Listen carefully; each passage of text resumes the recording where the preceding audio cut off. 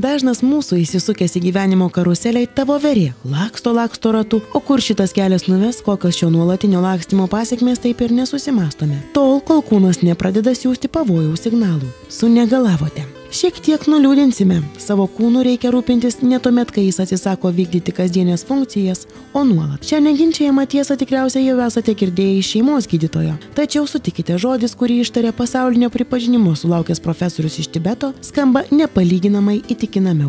Kai važiavome susitikti su šiuo paradoksaliai lietuviško vardo savininku, ponu Nida, pagalvojau, kad žurnalisto darbas savotiškai žavingas. Turi galimybę iš arti pabendrauti su ypatingais žmonėmis, su kuriais susitikti akis į akį neturi galimybės daugybė jų talentų gerbėjų. Štai kad ir dabar, prieš pradedant pokalbį, profesorius atlieka man pulso diagnostiką. Pagal jį visame pasaulyje pripažintas 3000 metų gyvuojančios Tibeto medicinos skleidėjas iš karto nustatė mano kūno negalavimus. Šiek tiek nejauku, kad žmogus, su kuriuo netrukus kalbėsimės, apie mane žino viską. Intriguojanti susitikimo pradžia, o noras sužinoti, kodėl ponas Nida tapo gydytoju ir kokia jos skleidžiama sveikatos puoselėjimo filosofija auga lyg ant mielių. Priežastis paprasta. Visuomet norėjau būti arčiau savo kultūros.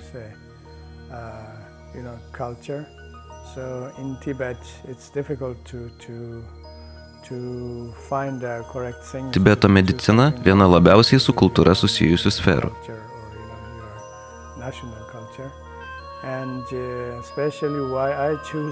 Dar viena šio pasirinkimo priežastis – mano meilė gamtai. Mėgstu būti joje, analizuoti ją. Na, o trečioji priežastis – noras padėti kitiems. Atrodo paprasta, bet man tai labai svarbu. Esu nepaprastai laimingas dėl to, ką darau ir ką pasirinkau. Profesorius sako, kad norint būti sveikam, svarbiausia surasti kūno ir sielos harmoniją. Skamba mistiškai, bet tai nėra nepasiekiama. Tibeto medicinoje išskiriami 3 pagrindiniai sveikatos aspektai. Pirmoji ir pagrindinė – fizinė sveikata. Antroji – vidinė, psichologinė sveikata. Trečioji – energetinė sveikata. Apskritai sveikata gana sudėtinga visuma. Nėra taip, kad užsiimame magiją. Arba atliekame visiškai paprastus ar itin sudėtingus veiksmus. Tibeto medicinoje, kalbėdami apie sveikatą, išskiriame priežastis ir pasekmes. Visos mūsų lygos kažkieno pasekmė. Todėl itin svarbu žinoti, kaip užbėgti lygai už akių.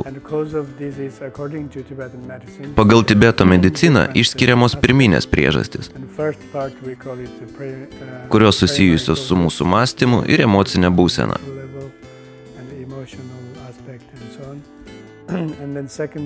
Kitas labai svarbus aspektas – kaip mes rūpinamės savimi, kaip gyvename, kaip laikomės dietų.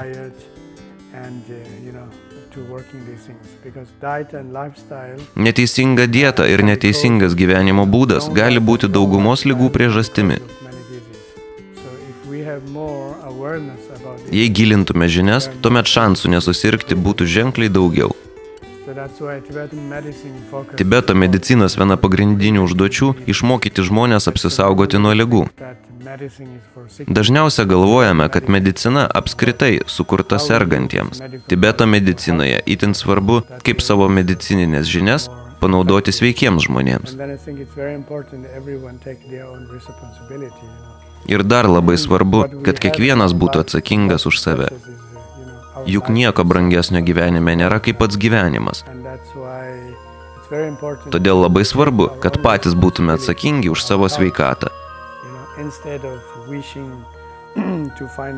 Negalvojant, kad yra stebuklingų būdų pasveikti ar tikėtis pagerėjimo po chirurginio įsikišimo.